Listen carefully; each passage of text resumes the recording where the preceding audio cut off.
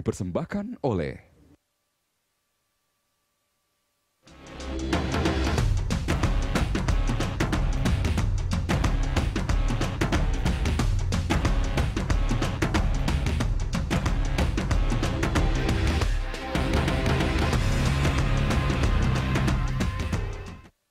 Ya, pemirsa, reformasi birokrasi dilakukan agar tata laksana pemerintahan bisa berjalan lebih efisien dan efektif.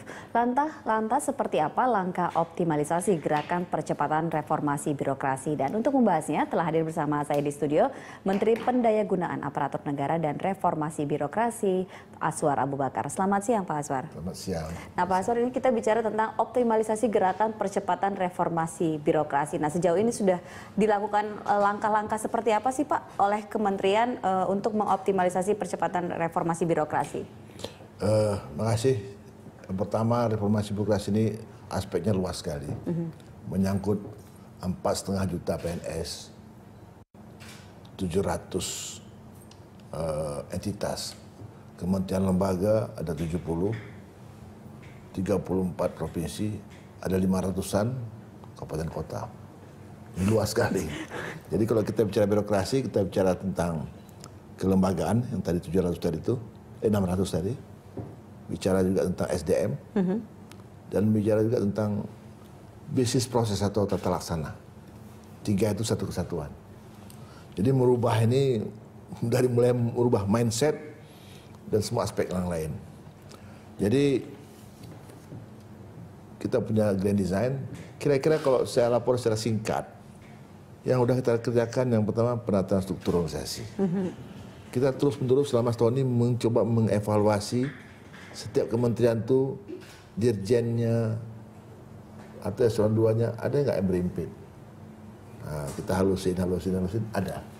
Nah, contohnya di Menpan dari 6 deputi jadi 4 deputi saja, 2 hilang. Berarti diperampingkan ya, Pak? Perampingan, BKN dari 5 jadi 4, LAN 5 jadi 3. Nah, yang lain juga ada begitu. Nah, semua kita sudah diskusikan dengan para menterinya. Nah, mungkin pelaksanaannya ini karena enaknya ini pas pergantian kabinet. Nah, itu merupakan masukan buat pemerintahan baru. Oke, berarti itu semangatnya ya soal itu. Kemudian kalau untuk menurut sebarannya Jadi, seperti itu, Pak? Itu ada jumlah kabinet juga bisa diturunkan. Jumlahnya bisa 1-2 barangkali ya, bisa dihilangkan. Tapi juga punya implikasi yang harus dipelajari juga sebelumnya.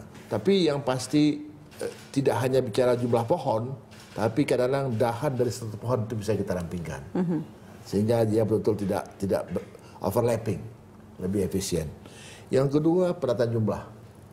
Kita pernah dengar ada moratorium 2 tahun, jadi 4,7 juta menjadi 4,5 juta. Saya kira itu satu langkah yang bagus. Nah, kemudian yang kedua, yang berikutnya, kalau mau membuat formasi baru, dihitung dulu beban jabatannya, beban kerjanya. Jadi sekarang ini kelihatan deh, yang mengusulkan formasi PNS itu nggak sampai semuanya. Ada 150-an kabupaten kota tidak mengajukan lagi. Dia hitung, saudara, lah udah cukup saya. Jadi yang kita perlu atur, redistribusi. Dari tempat yang penuh ke tempat yang kosong. Dari guru yang berlebih ke tempat guru yang kurang. Nah, ini perlu kerjasama semua pihak. Nah, yang ketiga, program yang ketiga adalah program penerimaan CPNS dan promosi secara terbuka. Jadi penerimaan CPNS ini 3 tahun yang lalu kita terima secara LJK, ujian, udah mulai terbuka. Tahun kemarin kombinasi antara lembar jawaban komputer dengan pakai komputer langsung. Tahun ini insya Allah kita komputer semuanya. Jadi kita sebut dengan komputer assist test, tes yang dibantu dengan komputer. Insya Allah dengan kerjasama berbagai pihak, kampus, terutama dengan Menteri Pendidikan dan Kebudayaan, peralatan mereka lengkap, kita bisa mengadakan insya Allah tes CPNS di seluruh kabupaten kota. Secara serentak? Secara serentak, secara bersamaan. Tapi harinya bisa beda-beda ya, harinya bisa beda-beda. Ini udah lumayan. Kemudian kita sekarang orientasi kepada pelayanan publik. Karena ujung-ujungnya itu masyarakat harus merasakan. Ya, masyarakat harus melihat. Harus melihat. Apa, kalau misalnya mereka masih menilai itu tidak baik, bisa jadi satu parameter. Pertama harus ada standarnya. Kalau ada biaya berapa, lamanya berapa, syaratnya apa, harus jelas. Kalau ke dokter rumah sakit, nunggunya berapa lama, apakah dokter spesialis atau tidak, itu harus jelas. Ya, harus ada standar. Pendidikan juga begitu.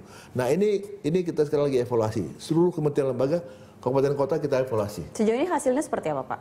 Ada peningkatan. Walaupun masih ada ruang yang harus diperbaiki, tapi ada peningkatan, ada kesadaran yang kuat bahwa yang namanya pelayanan publik itu hak masyarakat. Birokrasi menggunakan uang negara sedemikian besar, dia harus melayani dengan baik masyarakat.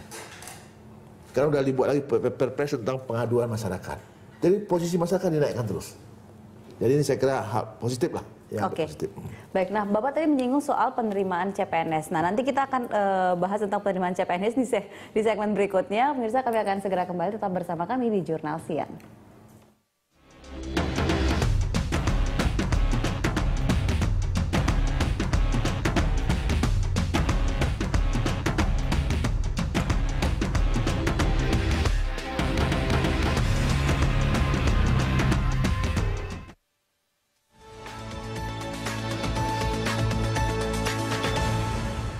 Dipersembahkan oleh pemerintah kembali memanggil putra-putri terbaik bangsa untuk bergabung menjadi pegawai aparatur sipil negara. Seleksi dilakukan secara terbuka dan transparan dengan menggunakan bantuan komputer yang hasilnya langsung dapat diketahui.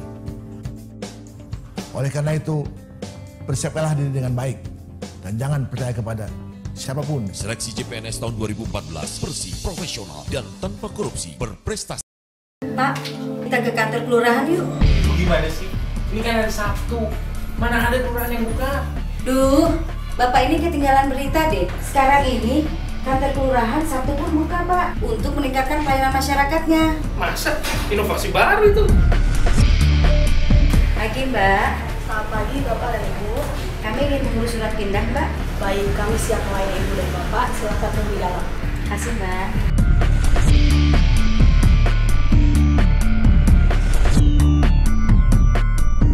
Pak, Ibu, ini surat pindahnya sudah selesai. Terima kasih, Bu. Bagaimana, Pak? Cepat dan ramah kan pelayanan di kantor kelurahan sekarang? Iya, memang benar ya, Bu. Ramah, cepat, dan efisien. Aparatur negara kini terus melakukan inovasi dalam pelayanan publiknya untuk meningkatkan kesejahteraan masyarakat.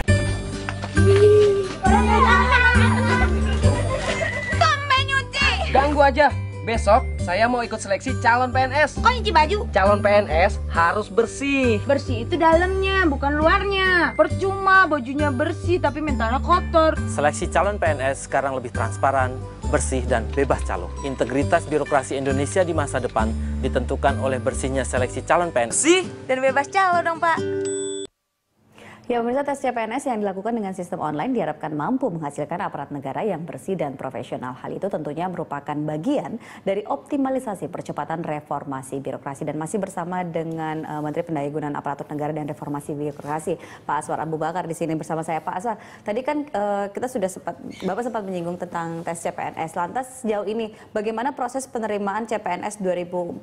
Ini kan sekarang sudah ada perubahan karena menggunakan sistem online. Tadi Bapak sudah singgung. Nah, apa keuntungan dan kekurangannya? Yang pertama, biayanya murah.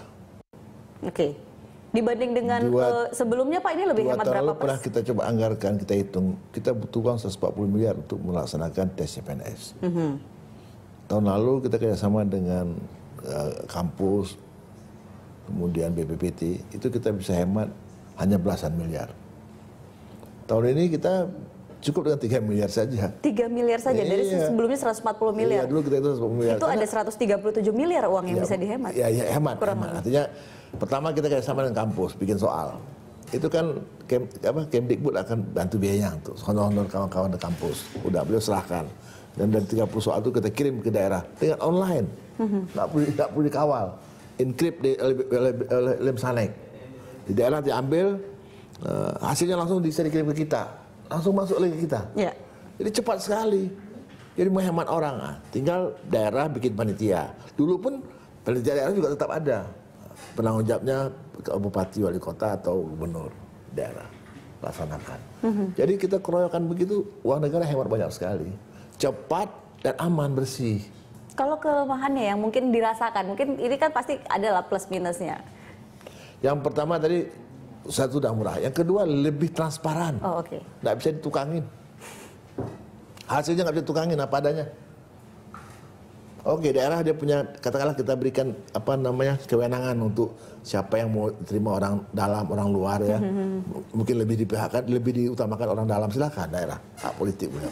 Tapi siapa yang harus lulus? Nah, rakyat bisa dilihat siapa nilai tertinggi.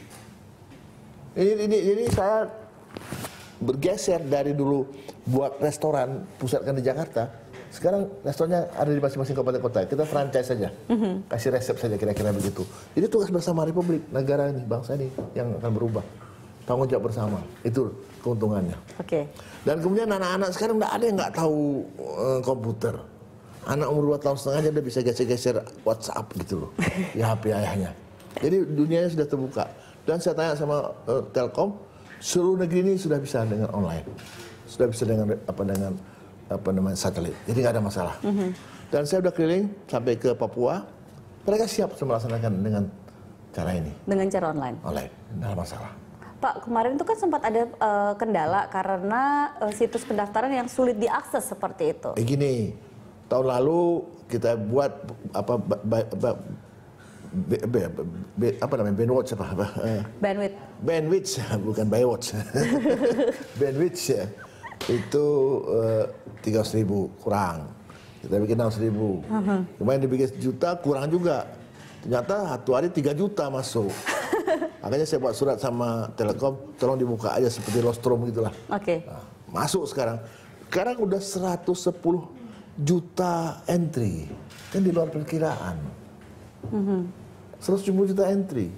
Yang mendaftar baru yang diumumkan baru kira-kira 50% formasi, 40% formasi, sudah mendaftar 900.000 orang.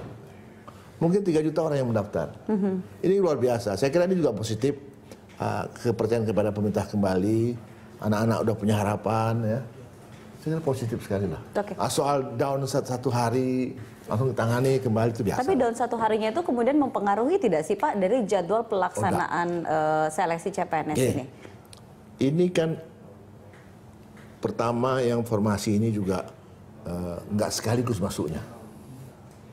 Terus saya ambil hikmahnya, yang udah masuk umumkan, yang udah masuk umumkan supaya orang jangan sekali daftar. Kalau sekali daftar jam dia kan gitu, nggak bisa. Jadi sekarang yang sudah masuk ya sudah kira-kira 60-70% lah. 60-70%. Nanti yang sudah diumumkan berapa lama dia lihat, dia udah matang, ada waktunya, baru dia mulai daftar. Daftarnya 2 minggu itu. Jadi yang first in first out gitu loh. Yang duluan diumumkan, duluan dia mulai mendaftar. Kalau yang terlambat diumumkan, terlambat dia mendaftar. Jadi nggak sama. Oke, jadi itu juga untuk mensiasati agar tidak terjadi Satu, karena ledakan. tidak ada semua daerah siap untuk menyerahkan rincian, karena kita tidak mau kasih jumlah kosong. Kita mau kasih jumlah orang di vokasi formasi dan di mana diletakkan orang itu. Oke. Dulu kan main kasih 300 berapa terserah mereka, sekarang enggak. Pastikan di mana. Jadi butuh waktu. Baik. Jadi dengan itu juga tersiasati. Yang penting buat adik-adik yang mau ikut CPNS, ada masa 2 minggu dia untuk daftar. Nah, itu yang bisa disiasati. Nah, kemudian Pak, saat ini kan juga ada perbedaannya, itu ada sistem penilaian, sistem ambang batas atau passing grade. Ya, passing grade ini mekanismenya seperti apa, Pak? Dulu tahun lalu juga ada ambang batas. Dari 100 soal harus bisa jawab, ada yang 40 soal minimal. Sekarang apakah dinaikkan? Ya, kita akan evaluasi lah. Mungkin minggu depan kita akan keluarkan ambang batasnya itu. Oke. Tentu beda daerah tentu dengan daerah yang lain. Daerah kita nggak sama. Nah, kemudian juga tes CPNS kali ini kita pakai dengan EKTP. Dengan EKTP. EKTP. Pak Mendagri juga senang sekali. Dengan demikian orang semua ngurus EKTP. Nah, jadi calon CPNS itu kasih aja nomor EKTP walaupun ada KTP-nya, cukup kasih nomor itu. Supaya juga orang jangan daftar berkali-kali. Nah, soal daftar berkali-kali, ini sekarang kan ada pelamar, kalau sekarang itu kan satu pelamar hanya boleh mendaftar di satu instansi satu seperti instansi, itu. tapi dia boleh mendaftar di 3 tempat di situ. Okay. Misalnya satu instansi ada bagian A, bagian B, bagian C, dia boleh pilih 2-3. Ya. Tapi hanya di satu instansi. Kalau dulu kan bisa di beberapa instansi. Instansi tapi masing-masing dia. Dulu masing-masing dia boleh daftar. Sekarang satu instansi aja. Nah, ada hasrat kita mau buat orang tuh boleh di mana saja. Tidak mesti di satu provinsi yang sama dengan daerah tempat tinggalnya dia. Departemen A, Kementerian A, kemudian dia pilihan keduanya provinsi B, pilihan ketiganya di Kementerian kan misalnya gitu. Tapi belum mampu, terlalu rumit. Kita harus siap bergerak ini sesuai dengan kemampuan kita. Ini udah lompat. Tapi kenapa sih Pak sekarang orang pendaftar itu hanya dibatasi hanya untuk boleh di satu instansi? Apakah ada alasan khusus? Memang belum bisa kita bikin sistem yang bisa membuka ke semua tempat. Oh gitu. Kecuali dibuat berkali-kali ujian. Kalau berkali-kali ujian ini nggak sehat. Baik. Nah kita nanti masih akan lanjutkan lagi perbincangan ini Pak Menteri di segmen berikutnya. Pemirsa, kami akan segera kembali, jangan kemana-mana.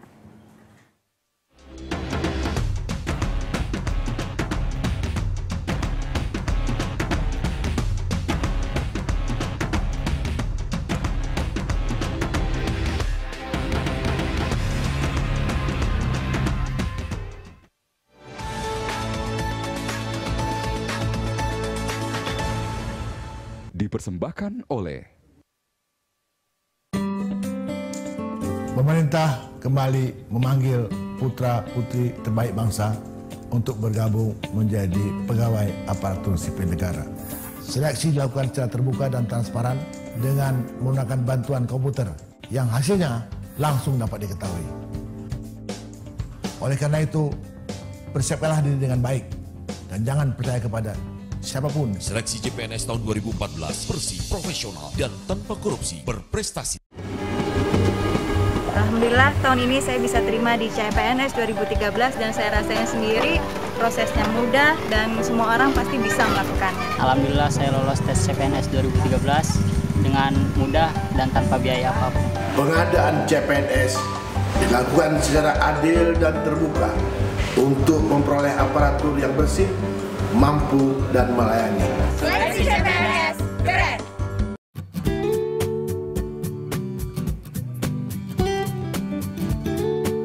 Capek sekali ya antri.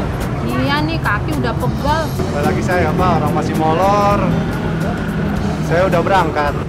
Mereka nggak tahu kalau semua bisa dilakukan dengan cara online. Manfaatkan fasilitas layanan online pemerintah agar praktis, cepat, transparan, dan akuntabel guna mewujudkan birokrasi yang bersih, kompeten, dan melayani. Tidak harus antrian panjang, dengan online, klik urusan selesai.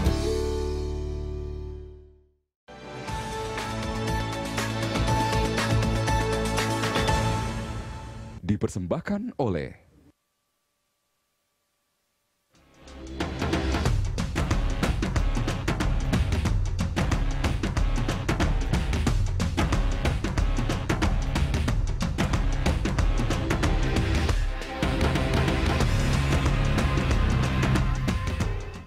Ya, pemirsa, kita lanjutkan kembali perbincangan kita. Pak Aswad, tadi kan Bapak mengatakan tentang sistem Computer Assisted Test atau CAT. Itu dilakukan untuk transparansi. Nah, sejauh seperti apa sih Pak transparannya? Mungkin apakah ini bisa menghilangkan praktek percaloan, joki, atau dan lain-lain, bocornya soal? Pertama, soal dikirim dengan enkriptif. Dibuka dengan kode juga. Ya kan? Yang kedua, hasilnya langsung diketahui. Soal itu udah 30.000, sedangkan orang diberikan hanya 100. Jadi hanya 1/30 yang dia, ya 1/30. Oke. Jadi kan antara si A dengan si B, si C sebelahnya beda-beda. Jadi itu semua diacak seperti itu ya Pak? Soalnya teracak. Secara otomatis. Data otomatis. Kemudian di beberapa tempat dipasang layar di luar, nama siapa, langsung siapa yang paling banyak betul, di atas namanya. Oke. Langsung keluar nilainya, seperti orang bikin SMS untuk KDI gitu loh. Ya kan, milih favorit penyanyi di TV, sama kayak gitu, langsung keluar dia. Nah, kalau misalnya tadi praktek calo atau joki? Nah, si calonya mau main di mana? Mereka mengatasnamakan, misalnya yang harusnya ujian siapa, terus kemudian pakai joki siapa? Kalau dia nawarkan dulu, saya bisa lagi kelihatan di situ. Kalau masalah siapa menggantikan orang lain, kita udah pakai sistem EKTP. Yang tadi itu ya, udah pakai EKTP. EKTP itu ada foto, ada nomor. Oke, kemudian kalau infrastrukturnya Pak di setiap daerah yang di 34 provinsi? Ya, tadinya kita hanya bicara 30 ibu kota provinsi, yaitu menggunakan 12 kanrek BKN dan tambahan yang kita akan adakan. Tapi belakangan kita dapat informasi bahwa ada kemampuan Kemdikbud, kemampuan negara kita lewat Kemdikbud, ada 2030 titik unit untuk mengetes kompetensi guru. Jadi itu saat ini digunakan untuk seleksi Nah, PNS. di SMA ada 20 ada komputer itu. Nah, sekarang kita coba pinjem, kita adakan, disatukan dalam satu kantor bupati atau di mana setiap kabupaten, kita buat sistemnya.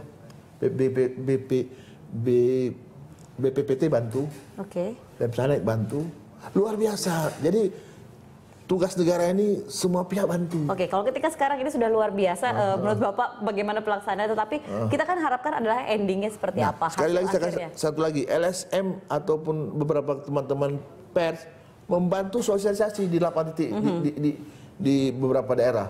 Itu biayanya belasan miliar, dibiayai oleh mereka. Coba, bukankah yang bayar?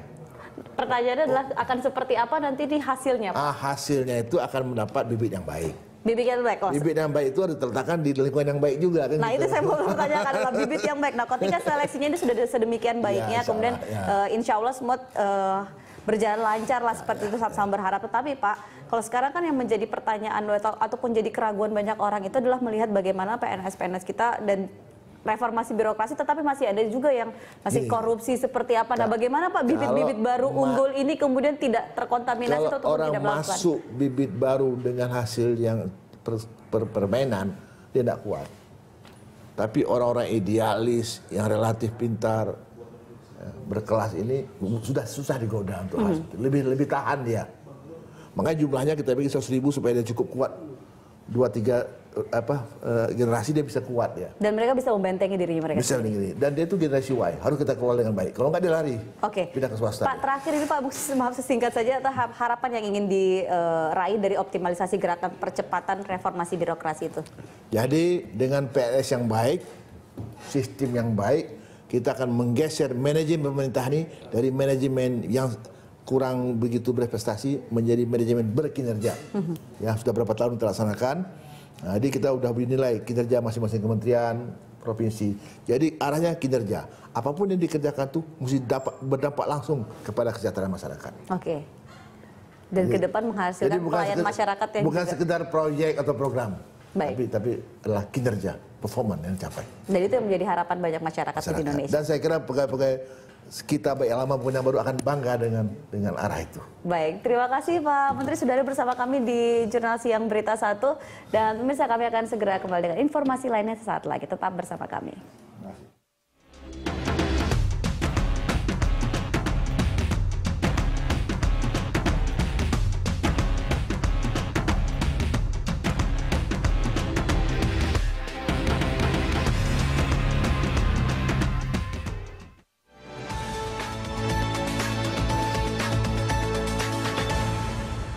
Dipersembahkan oleh